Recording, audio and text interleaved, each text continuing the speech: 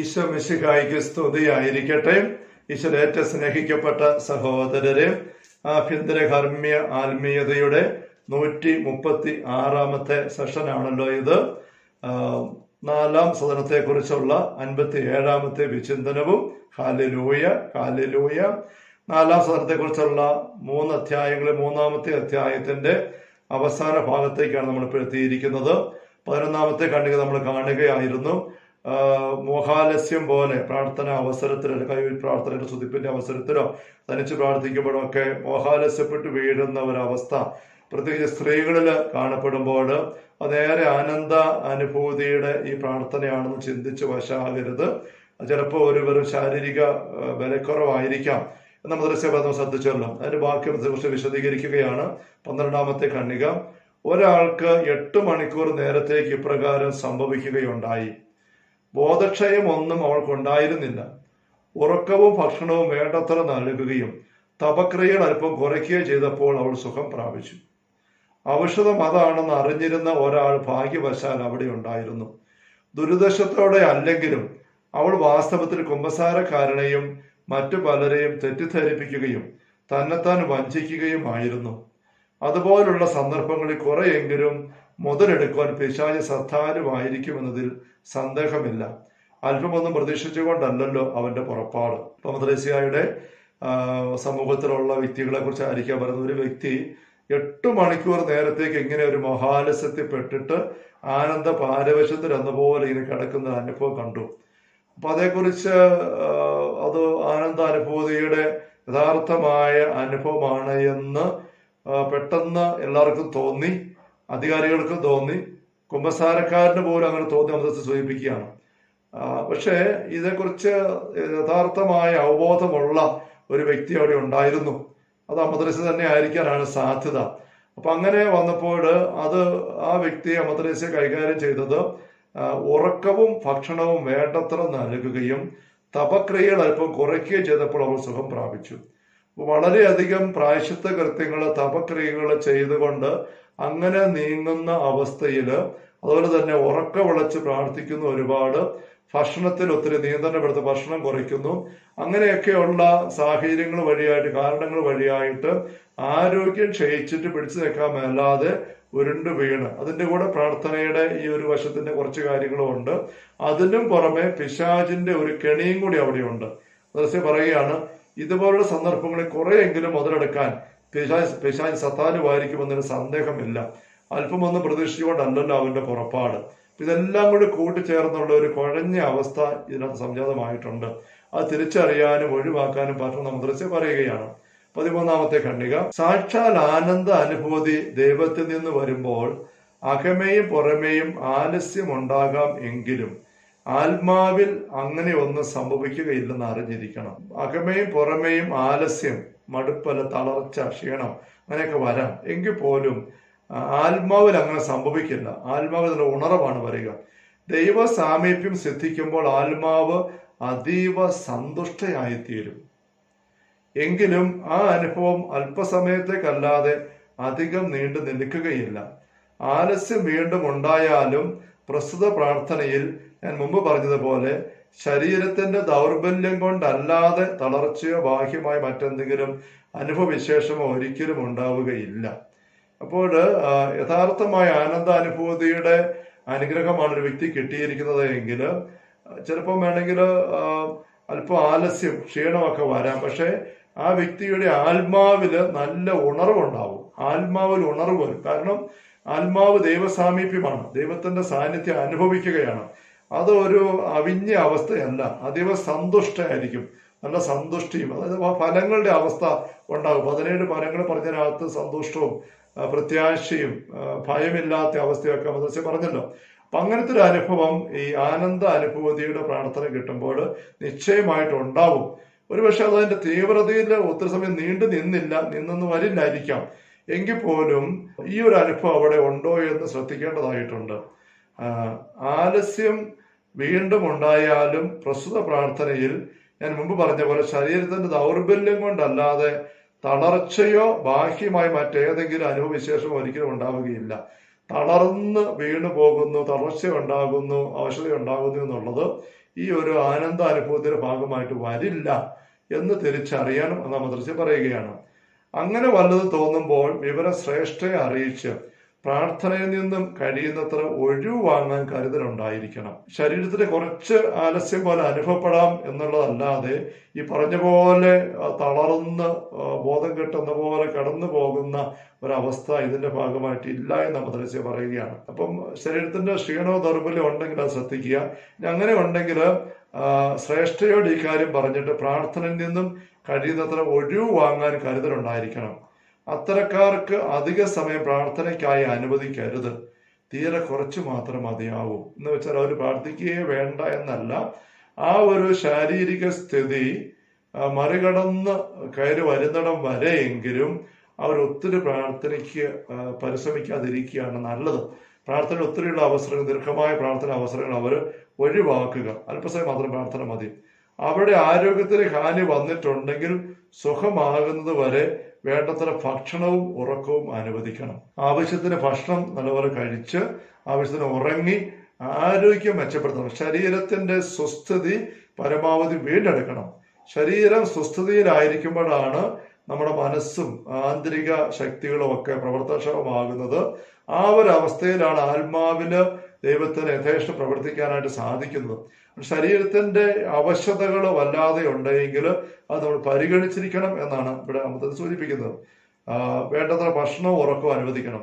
അതുകൊണ്ട് ഗുണം കിട്ടാത്ത വിധം ദേഹസ്ഥിതി അത്ര മോശമാണെങ്കിൽ ദൈവം അവരെ പ്രാവർത്തിക ജീവിതത്തിനല്ലാതെ മറ്റൊന്നിനും ക്ഷണിക്കുന്നില്ലെന്ന് ഞാൻ പറയുന്നത് വിശ്വസിക്കുക. അവരെ ആക്റ്റീവ് ജീവിതം, എന്തെങ്കിലും ചെറിയ പ്രവർത്തനങ്ങളൊക്കെ ഏർപ്പെട്ട് ശുശ്രൂഷകളൊക്കെ മുഴുകി തൽക്കാലം അങ്ങനെ നടന്നാൽ മതി. ഒത്തിരി പ്രാർത്ഥിക്കുന്ന ഒരു അവസ്ഥയിലേക്ക് ഇപ്പൊ അവർ പ്രവേശിക്കാൻ ദൈവം ആഗ്രഹിക്കുന്നില്ല എന്നുള്ളത് അവർ തിരിച്ചറിയണം.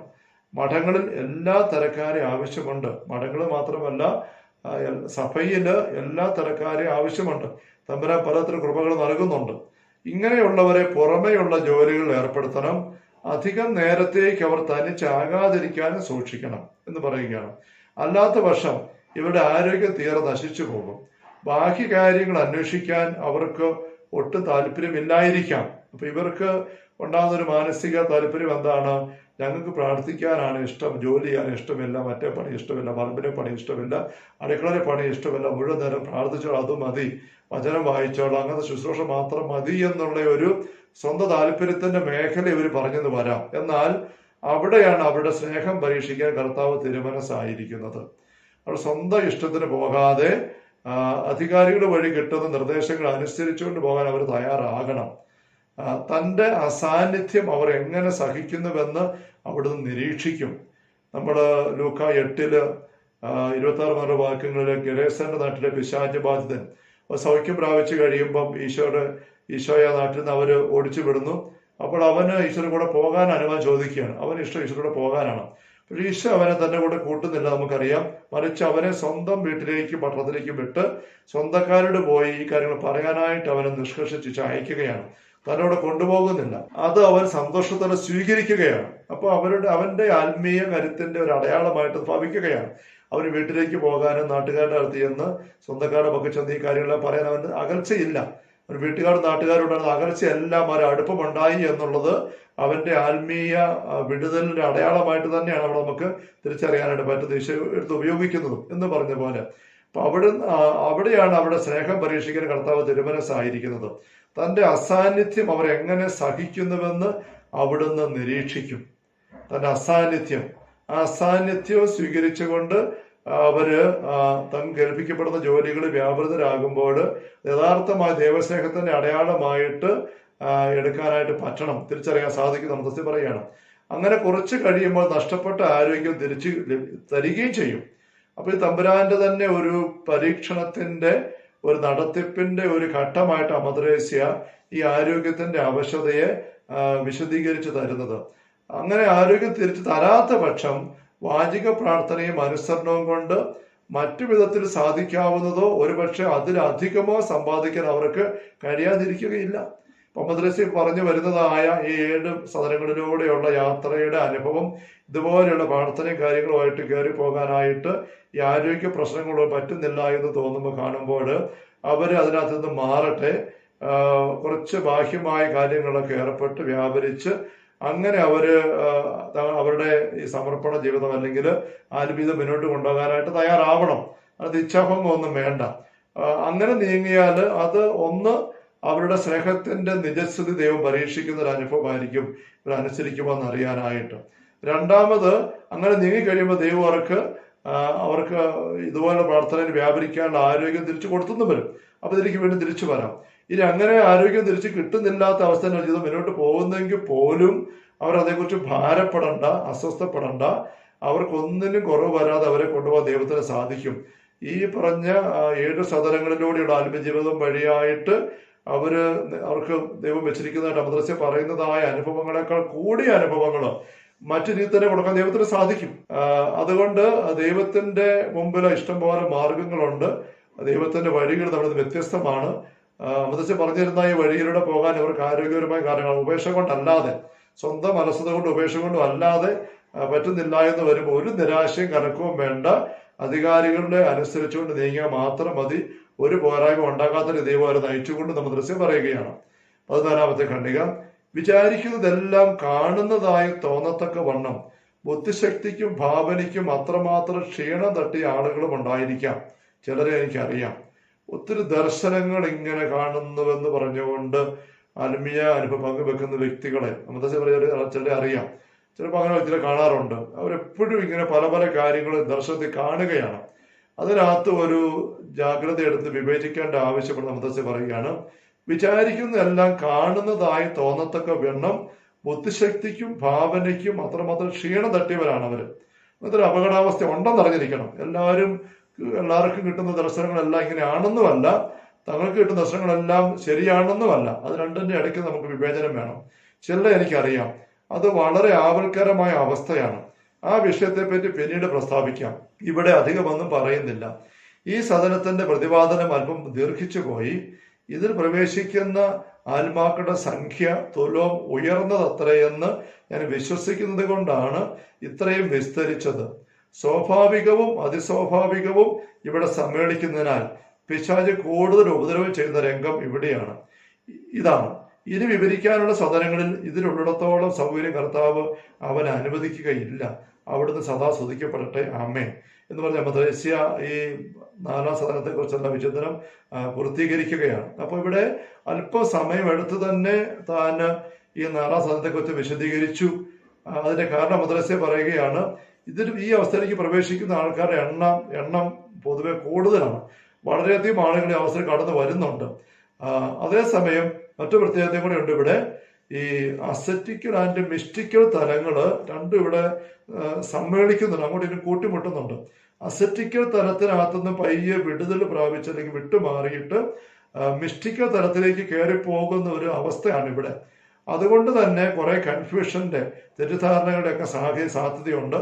എന്ന് മാത്രമല്ല പിശാച് നല്ലപോലെ ഇവിടെ ഉപദ്രവം ചെയ്യാനായിട്ട് ജാഗ്രത എടുത്ത് നിൽക്കുന്നുമുണ്ട്.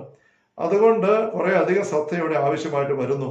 അതുകൊണ്ട് ഇത്രയും സമയം എടുത്ത് വിശദീകരിച്ച് മദ്രസ പറയുകയാണ്. പക്ഷെ എങ്കിലും മുന്നോട്ട് വരുമ്പോൾ നമ്മൾ മറ്റു സ്ഥലങ്ങളിലേക്ക് വരുമ്പോൾ ഇതിനേക്കാൾ കൂടുതൽ സമയം എടുത്ത മദ്രസ മറ്റു സാധനങ്ങൾ വിശദീകരിക്കാനായിട്ട് പരിശ്രമിക്കും നമ്മൾ ഇനി കാണാനായിട്ട് പോകുന്നതേ ഉള്ളൂ. അപ്പോൾ സ്നേഹമുള്ള സഹോദരങ്ങളെ, നമ്മൾ 4-ാം സദനത്തെക്കുറിച്ച് വിചിന്തനം ഇവിടെ പൂർത്തീകരിച്ചിരിക്കുകയാണ്. നമുക്കതിൻ്റെ ഒരു സംഗ്രഹമായിട്ടും കൂടെ ഒരു ചിന്ത അടുത്ത സെഷനിൽ എടുക്കാം. ഈ കേട്ട കാര്യങ്ങളെല്ലാം നമ്മുടെ ജീവിതത്തിന്റെ ആത്മീയ പരിശ്രമത്തെക്കുറിച്ചുള്ള കുറേയേറെ വ്യക്തതകൾ നമുക്ക് തന്നിട്ടുണ്ട്. നമുക്ക് വളരെ എളിമയോടും നന്ദിയുള്ള ഹൃദയത്തോടും കൂടെ നമ്മുടെ അവസ്ഥ തിരിച്ചറിയാനായിട്ട് സാധിക്കട്ടെ. പ്രത്യേകിച്ചും നമ്മൾ പറഞ്ഞതായ ഈ അടയാളങ്ങൾ, ഫലങ്ങൾ ജാഗ്രതയോടെ നമുക്ക് അവയിൽ ശ്രദ്ധ കേന്ദ്രീകരിച്ചുകൊണ്ട് അത് വെച്ച് മാത്രമേ നമ്മൾ തന്നെ നിരീക്ഷിക്കാവൂ. വീണ്ടും എന്തെങ്കിലുമൊക്കെ ഒരു അവസ്ഥയിലേക്ക് എത്തി എന്ന് തോന്നുന്നുണ്ടെങ്കിൽ പോലും ഒട്ടും നമ്മൾ ഒരു ആത്മവിശ്വാസം എടുക്കരുത്. നമ്മൾ വളരെ ദുർബലരാണ്. സ്തന്യപാനം ആരംഭിക്കുക മാത്രം ചെയ്തിട്ടുള്ള കുഞ്ഞിനെ പോലെയാണ് നമ്മൾ. ഒട്ടും പ്രാർത്ഥന കുറയാനിട വരാതെയും പാപകരമായ സാഹചര്യം, അപകട സാഹചര്യം കാര്യത്തിലൂടെ ഒഴിവാക്കിയും നീങ്ങാൻ നമുക്ക് ജാഗ്രത ഉണ്ടായിരിക്കുകയും ചെയ്യട്ടെ. Hallelujah, hallelujah.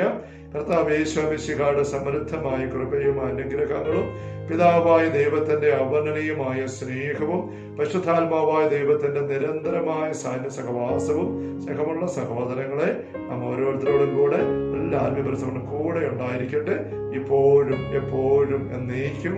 ആമേൻ. ഈശോ മിശിഹായ്ക്ക് സ്തുതിയായിരിക്കട്ടെ.